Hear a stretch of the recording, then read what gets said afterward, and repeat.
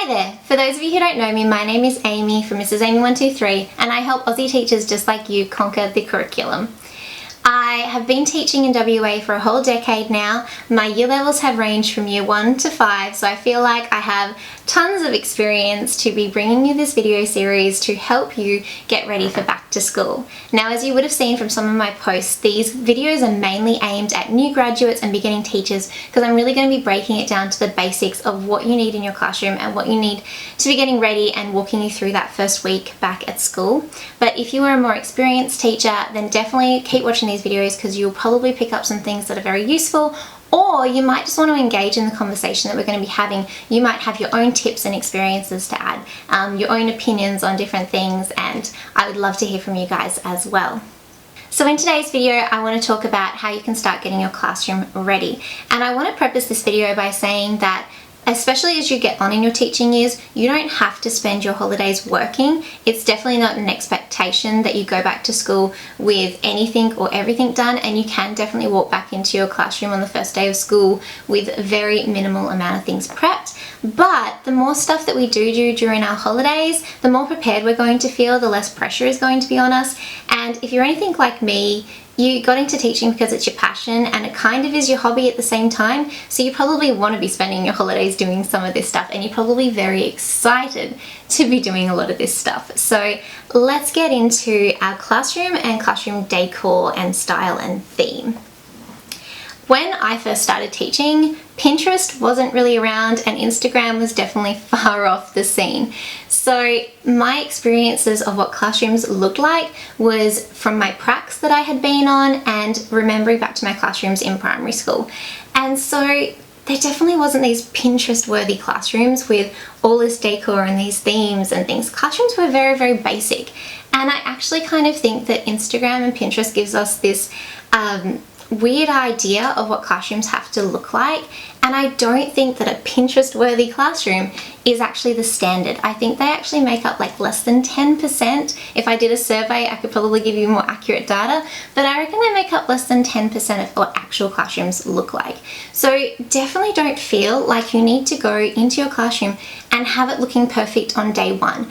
It doesn't need to have everything matchy-matchy. It doesn't have to have beautiful settings with brand new furniture and twinkle lights, and it doesn't have to have all that.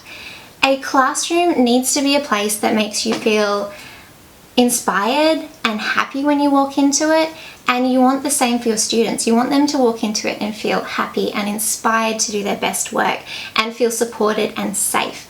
And most of those feelings are actually going to come from the relationships that you build within that classroom, not what's up on your four walls or how you arrange your classroom. So as I said, Pinterest wasn't really a big thing back when I was starting up my first classroom. So I basically walked through the door. The back wall had been covered in black material and the pin-up boards were black. There was a couple of old school like teacher borders around a couple of things, and then that was it. And I didn't add to that. I didn't add any curtains. I didn't change out the tablecloths or the material on the wall. What I did do though was put up a couple of posters that I'd made up during the holidays, which included a movable timetable that I could change for each day. I had a rainbow job wheel that I was very proud of. I had a birthday calendar to go up above my whiteboard. And then I had a couple of like A3 posters that I had collected randomly over the years. So there were some that were on like writing prompts, like the who, when, where, and why.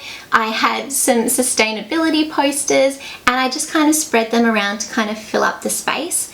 And then as my classroom started progressing during the first week, I put up a lot of the students' work on the walls, and that's how I still like to do my classroom displays nowadays. I definitely like to get student work up on the wall as soon as possible.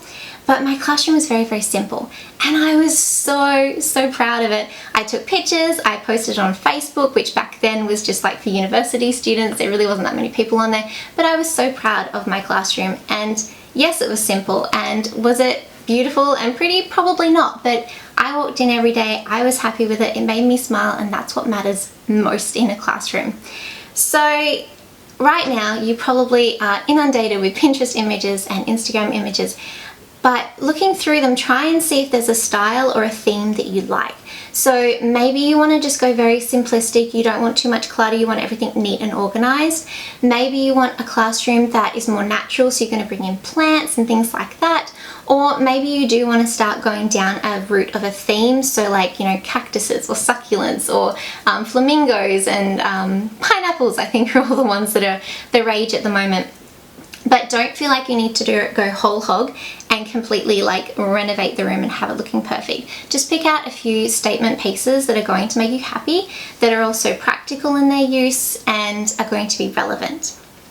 In terms of your pin-up boards, like I said before, you can definitely go with putting up student work like I did, or you might want to have more tangible, usable displays. So maybe things like growth mindset or a goals display, something that your students can actively go up and use, like word walls and things like that they're going to engage with.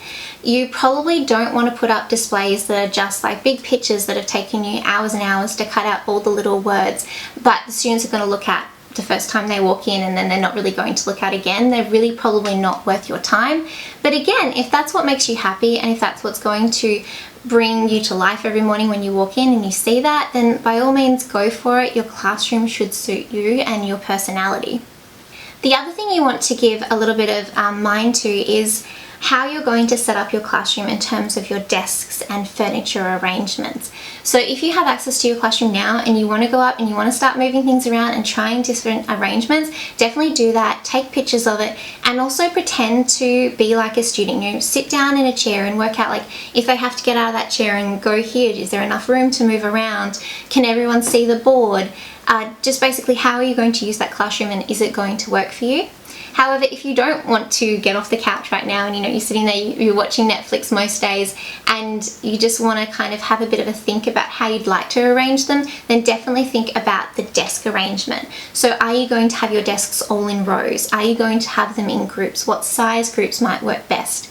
In my first couple of classrooms, I was in lower primary and I loved the idea of starting the classroom with a U shape, because then everybody was equal. There was nobody that was like hiding in a back corner or sitting in front of somebody else or close up to the board. Like, everybody was as equal as you could get, and I really, really loved that because it also meant there was a big space on the mat where I could have a mat area, I could do circle time, I could do get to know your activities on the first few days of school. So I really, really liked that arrangement. But then when I moved to upper school, I found that, you know, the classroom size doesn't change. Like, physically the classroom is the same size, but your desks are bigger and you have more of them. So the U shape really didn't work for me. So I did try a big U and an inner U inside of that, and I haven't really loved how that's worked. So I think this year I'm going to try 2 big long groups of desks because I think that could work quite well. But again, just like scribbling down on a piece of paper, just some different arrangements of how you think things might work. And where is your teacher desk going to be? Are you the type of teacher that wants their desk at the front so you're always watching the classroom, or do you want it at the back so you're like just going to your desk during your dot time, you're not really sitting at it very much? Just how are you going to utilize the furniture in your room? I also don't recommend doing flexible seating in your first year, especially in your first term. If you're going to a school that already has flexible seating and like it's a whole school approach and the students are already trained up on how to use it, then that's definitely fine. You're not going to have too much trouble there. But if you're going into a school for the first time and most of the classrooms don't have flexible seating, then you're in for a big headache. You're going to have to try and train those students up on how to use those different spaces, and I think it just adds a whole heap of extra factors in there that I just don't think that beginning teachers or new graduates should really deal with when you've got all these other moving parts in your classroom. So I definitely recommend your standard desks if you have them. I also don't recommend buying any new furniture for your classroom, especially if you haven't been in there to see what you actually have yet. It's really tempting to go to Officeworks and like walk down and like see all the rainbow tubs and all the different desks and think about, you know, high tables and round tables and everything like that and want them for your classroom. But until you're actually in your room and you know how you're going to work as a teacher, I don't recommend spending the money on that yet. However, I do recommend getting some containers, especially A4 size ones. They're going to be very, very useful. So you might be storing extra supplies in them, which if I don't remember to tell you at all in this video series, collect all your students' glue sticks except one at the beginning of the year. It is the only way to make glue sticks last the entire year. But yeah, you just want some containers, just some basic standard ones, probably with lids, that you can store exercise books in, or crafting supplies or paper. Definitely have a supply of them. And I also recommend going for very basic colors, so like going with a white color or a black color, because you're going to be able to continue to find those colors later on. Don't be like me, learn from my mistake. My first year of teaching, I went in and I bought a couple of different containers because I thought they were pretty. There was some greens and blues and purples in the packs.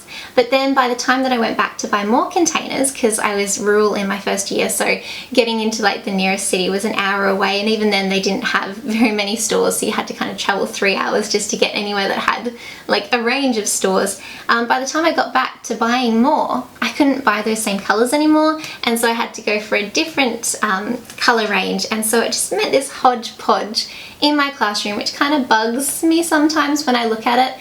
But I'm also very stoogey with my money, so I'm not about to go and replace all of those containers while they're still working and they're still good.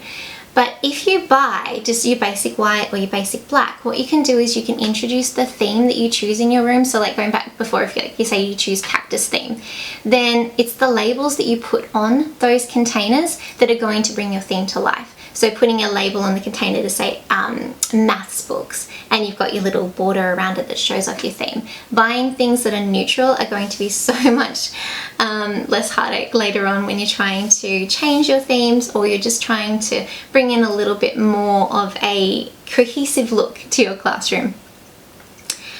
The one piece of furniture that I did buy in my first year of teaching that was a necessity for me was a wheelie chair.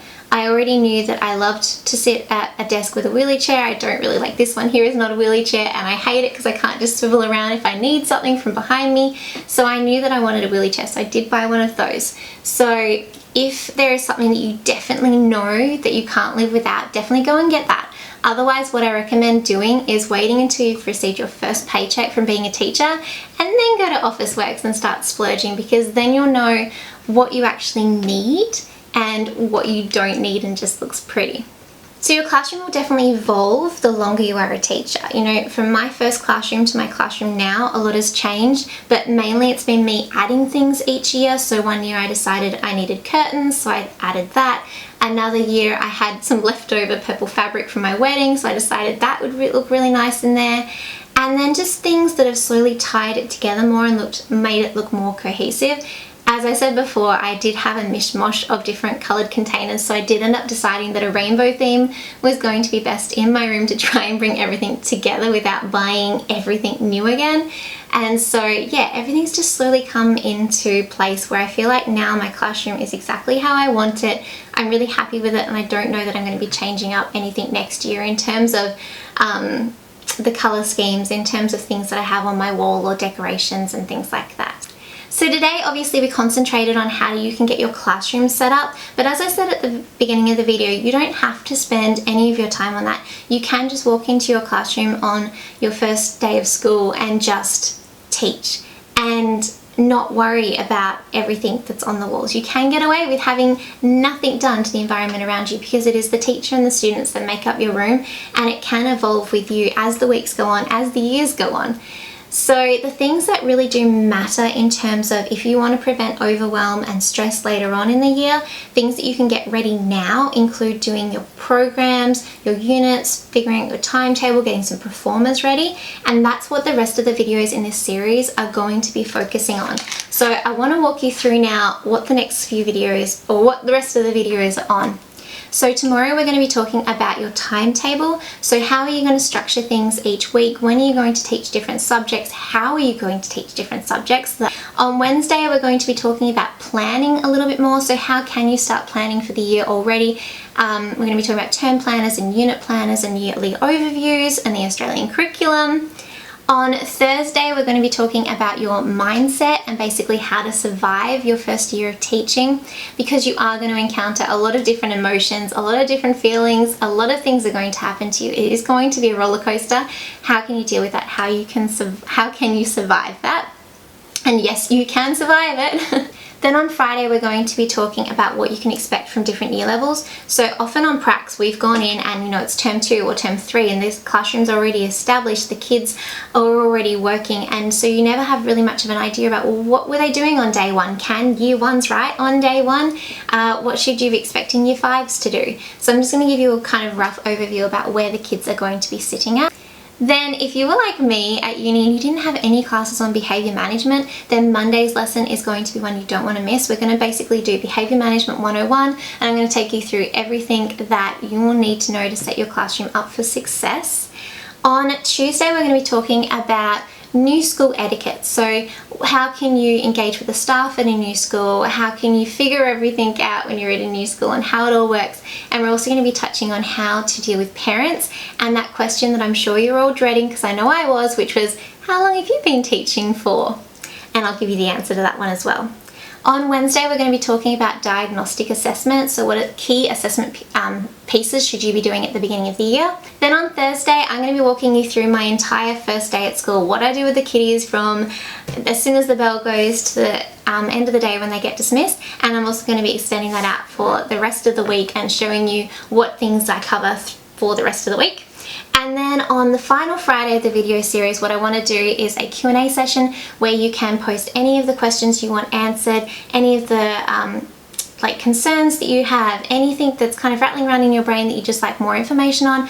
I'll cover that in the Friday's video. I'm going to be posting the videos at 10 AM Australian Western Standard Time each day, but don't worry if you can't make it here at that time. The videos are going to stay up indefinitely, so you'll have access to them anytime you want. If you can't start watching them because you're on holiday, and you can't start watching them until like 3 weeks in the future, then you can do that. If you want to go back and rewatch a video just before you go back to school, you'll be able to do that. But by posting them at the same time each day, I'm going to be around for that first hour of the video going up to answer any of your questions in the comments. So I hope you guys can join me for that. I hope you're as excited as I am, and I'll see you guys in tomorrow's video.